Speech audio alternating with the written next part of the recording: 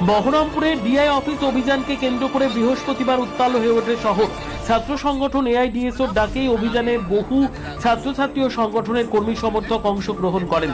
তাদের মূল দাবি ছিল সেমিস্টার পদ্ধতি বাতিল করা এবং বিভিন্ন স্কুল থেকে আধা সেনা প্যারামিলিটারি ফোর্স সরিয়ে স্বাভাবিক পঠন পাঠনের পরিবেশ বজায় রাখা। অভিযানকারীরা অভিযোগ করেন, সেমিস্টার পদ্ধতি চালু হওয়ার ফলে ছাত্রছাত্রীদের ওপর অতিরিক্ত চাপ তৈরি হচ্ছে এবং পড়াশোনার স্বাভাবিক ধারাও ব্যাহত হচ্ছে। পাশাপাশি বিভিন্ন স্কুলে আধা সেনা মোতায়েন থাকায় শিক্ষাঙ্গনের পরিবেশ ক্ষতিগ্রস্ত হচ্ছে বলেও তারা দাবি করেন। এই দাবিগুলি তুলে ধরে বিক্ষোভকারীরা ডিআই অফিসের সামনে অবস্থান বিক্ষোভে সামিল হন এবং শিক্ষা দপ্তরের কাছে দ্রুত সমস্যার সমাধান করার দাবি জানান। পরে সংগঠনের পক্ষ থেকে ডিআই অফিসে একটি স্মারকলিপিও জমা দেওয়া হয়। ঘটনাকে ঘিরে এলাকায় কিছুক্ষণের জন্য উত্তেজনা তৈরি হলেও প্রশাসনের হস্তক্ষেপে পরিস্থিতি নিয়ন্ত্রণে আসে। এআইডিএসওর পক্ষ থেকে জানানো হয়েছে, তাদের দাবি দ্রুত মেনে না নেওয়া হলে আগামী দিনে আরো বৃহত্তর আন্দোলনের পথে হাঁটবেন।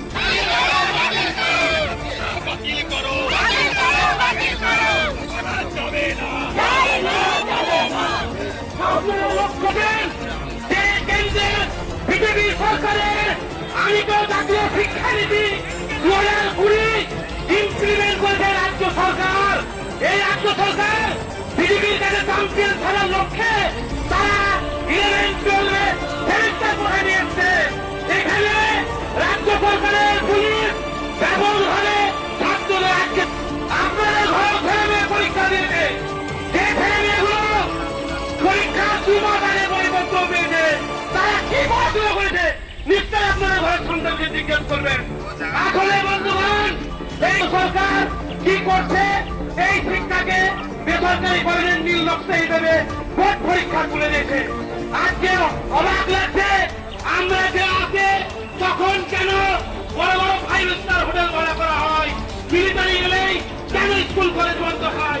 মিলিটারিদের জন্য আপনার সেই সরকারকে আপনার আমরা কি দেখে মনে হচ্ছে রোহিঙ্গা পাকিস্তান থেকে এসেছি? আমরা এসেছি শিক্ষার দাবি নিয়ে। আপনারা দেখলেন 2016 সালের প্যানেল বাদ করে দিয়ে অসংখ্য টিচারকে বিপদের মুখে ফেলে দেওয়া হলো।